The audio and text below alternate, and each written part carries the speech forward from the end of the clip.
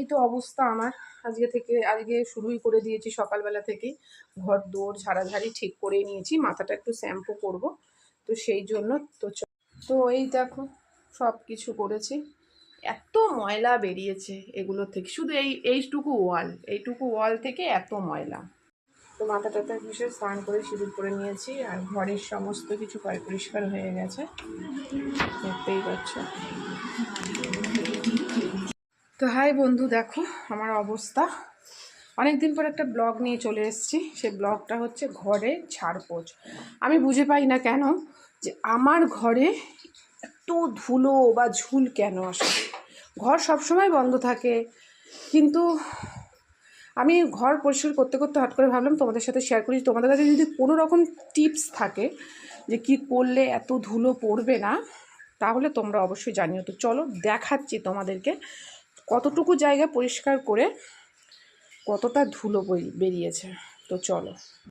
তো প্রথমে এসি, দেখো ফ্যানে তো আমার হাত যায় না, জাস্ট ঝেড়েছি। আর এই যে আলমারির ওপরটা, তা থেকে দেখো,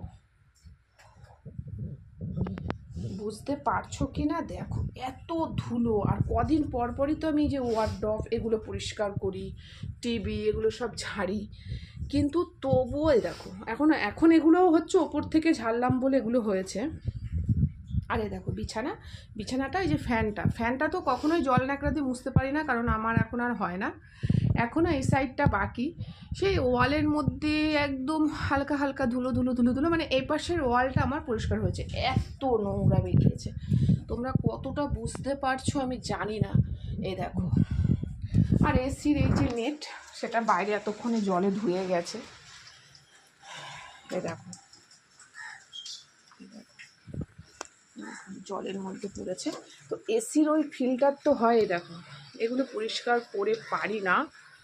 তো বন্ধুরা, তো দেখতেই পাচ্ছ, তো ভাবলাম চলো তোমাদের সাথে শেয়ার করি, কারণ বিছনার চাদরটা তুলবো, তো যার জন্য এগুলো একটু পরিষ্কার করলাম। আর আগামীকাল তো ষষ্ঠী, আজকে আমি মাথাটাও ঘষবো। আর বিছনার চাদর তুললেই কিন্তু আমি খাটের নিচ ঠিক সবসময়, যেহেতু বক্স খাট, আমি পরিষ্কার রাখি, কিন্তু আমি বুঝে পাই না যে আমার ঘরে এত ধুলো কেন হয়।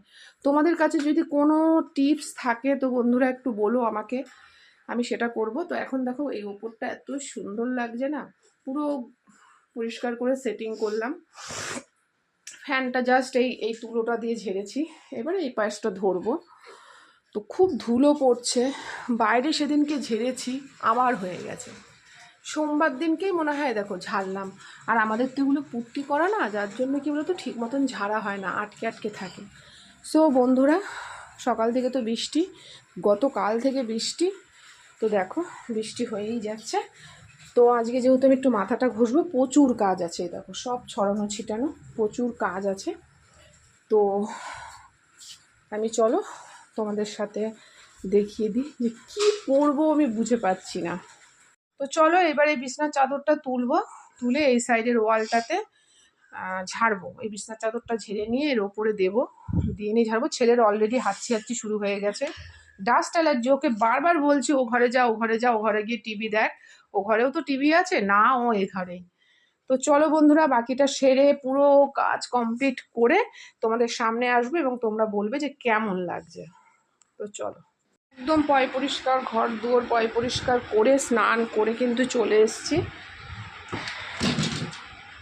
আর একদম বেডশিট ঠিক পেতে নিয়েছি, দেখো খুলে নিয়েছি আগেরটা। আর এইটা তো দেখতেই পাচ্ছ, ঘরটা একদম নিট ক্লিন হয়ে গেছে।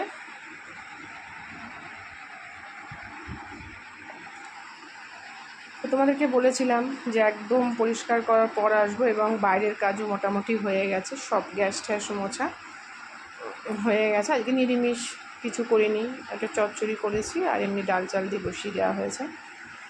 তো চলো এগুলো বাইরে বের করে রাখি, কাচবো। আর এখন অবধি বৃষ্টি হচ্ছে, অনবরত বৃষ্টি হচ্ছে বাইরে। চলো দেখি, দেখো